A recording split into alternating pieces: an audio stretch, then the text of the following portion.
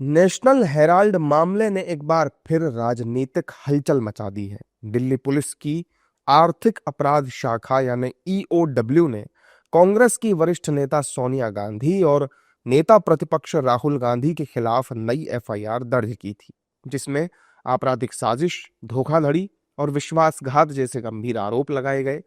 वहीं कांग्रेस नेताओं ने केंद्र सरकार पर राहुल और सोनिया गांधी को झूठे मामले में फंसाने का आरोप लगाया। कांग्रेस नेताओं ने कहा कि किसी तरह का कोई घोटाला नहीं हुआ है, बल्कि इसे राजनीतिक मुद्दा बनाया जा रहा है। It is politically motivated. It's a PMLA case where there is no money laundering that has happened.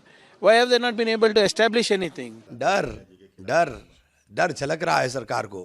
Rahul Gandhi Priyanka Gandhi से खौफ खाते हैं, सोनिया जी से खौफ खाते हैं, और कुछ भी नहीं है। ये बिल्कुल फर्जी और बेसलेस है। 1937 में हेराल्ड अखबार एजेल के द्वारा स्थापित होता है और वो अखबार स्थापित इसलिए किया जाता है कि आज़ादी के लड़ाई को समर्थन दिया और भारत आज़ाद हुआ। वो अखबार जब चल नहीं पा रहा था तो कांग्रेस पार्टी ने 100 करोड़ का लोन दिया, जिससे 67 करोड़ और जो एम्प्लॉइज वहाँ काम कर रहे थे उनको सैलरी, अनाउंसेस, पेंशन इत्यादि दिया गया। उसके एवज में कोई जमीन सोनिया जी को, राहुल जी को, श्याम पित्रोदा जी को या किसी को दिया नहीं गया।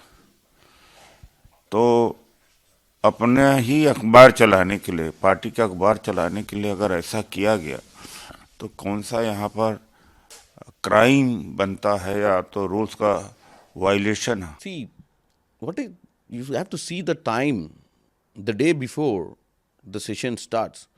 If they want to do such practices, which is already existing, already in the past they have done this. We have clarified that there is no money laundering or no transactions happened in the National Herald case. Again and again they want to divert the people's attention in this country by doing this before the crucial time of intersession. So this clearly shows the vendetta, and also they want to make sure that Gandhi family should be defamed by these practices. I can't say much on that. So just ask Congress leaders. And one thing is quite clear. This can be termed as part of political vendetta against the opposition leaders. वहीं दूसरी ओर BJP नेताओं ने national Herald मामले पर कांग्रेस पर तंज कसा। BJP ने कांग्रेस नेताओं पर जमीन हड़पने और पैसे ठगने का आरोप लगाया। बीजेपी ने कहा कि जो चोरी करेगा, कानून आज नहीं तो कल उसे सजा जरूर देगा। नेशनल हेराल्ड जो प्रकरण है वो सस्ते में खरीद करके कई गुना दाम पर बेचने का प्रकरण है, और जांच एजेंसी अपना काम कर रही है। तो उसमें 2-4 नाम जो मिले होंगे वो बढ़े होंगे, हो सकता है 2-1 नाम और बढ़े। तो इसमें एजेंसी स्वतंत्र रूप से अपना काम कर रही है, इसमें राजनीति से कोई लेना देना नहीं है। ये काम कोई भी करेगा तो कानून की नज़र जब भी पड़ेगी तो कानून अपना काम करेगा। आप एक बात बताइए, बिहार में तो देख लिए कि 6 आदमी जीता है उनका, उनसे किस बात का डर है?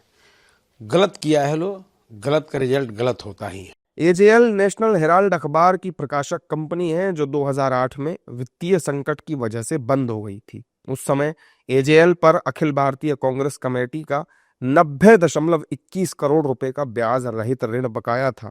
आरोप है कि 2010 में गठित यंग इंडिया प्राइवेट लिमिटेड नाम की कंपनी के जरिए इस ऋण को मात्र 50 लाख रुपए में खरीद लिया गया।